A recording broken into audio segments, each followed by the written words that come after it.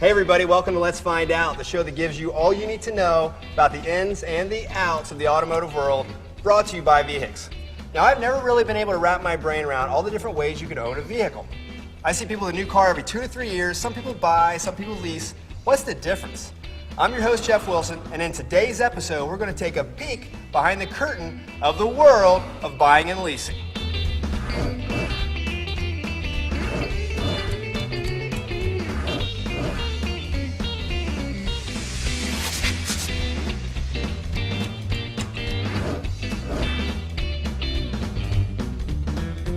So I hear your finances, your preferences, and even your driving habits can have a great effect on your buy-lease decision.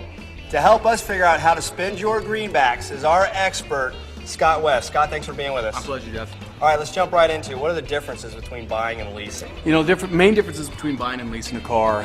When you're buying a car, you're pretty much making a commitment to it. You know, okay, you're sure. saying, hey, I'm going to stay in this car for 5, 6, 7 years. I'm ready to kind of dedicate myself to staying in this car during that time. When you lease a vehicle, it's more of like an extended test drive. It gives you the option of... That's a cool way to think of it. Absolutely, man. It gives you the chance of, driving the car for a few years. Is this a car I like well enough to own it for a long time? And if you do, you have the option of buying it at the end. What are the advantages of buying? Well, in the long run, it's going to be more cost effective for you. Okay. When you lease an automobile, there's more potential of paying more for it as you go along if you do end up buying it at the end. There's a flip side to every coin. What are the disadvantages? Disadvantages are you're pretty much inheriting the whole depreciation risk. Okay. With buying the vehicle. As beautiful as the Audis and Porsches that I sell are, they are depreciating assets. Let's jump into the one that people probably don't know as much about. I know that I'm definitely deficient in this one. Leasing. What are the advantages of it? The big advantage, obviously, is you're really only paying for the portion of the vehicle that you're going to be using it for. Okay. There's a nice light at the end of the tunnel when you're leasing a vehicle. That light being you can still buy the car if you want to. Okay. You can give it back if you don't like it. There's nothing worse than being 3 years into a car that you have a 6-year loan on. Let's have the flip side of leasing. What are the disadvantages? The disadvantages are pretty much spelled out when you initially sign up for the car. If you're a guy that drives or a gal that drives 20,000 miles a year and you sign up for a 10,000 mile a year lease, you're going to have a big mileage penalty.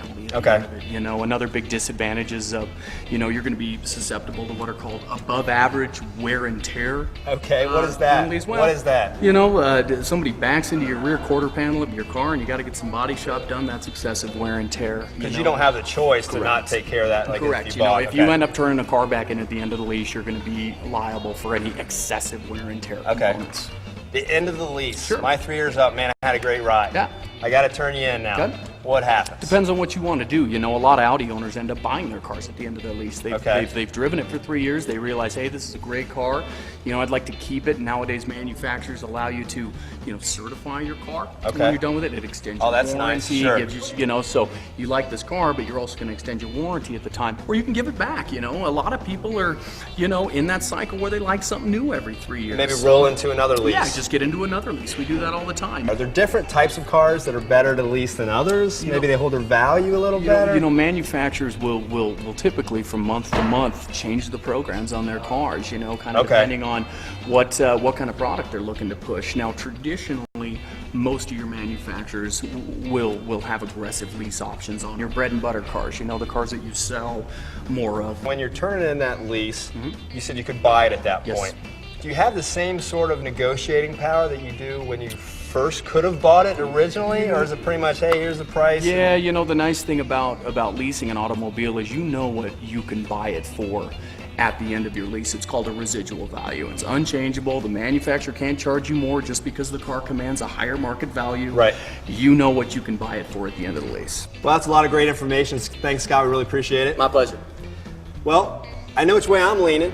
I don't know which way you're leaning. You guys got to make your own decision. We want to say thanks to Prestige Imports for having us out. Thanks a lot to you guys for tuning in. I'm your host, Jeff Wilson. We'll see you again next time on Let's Find Out.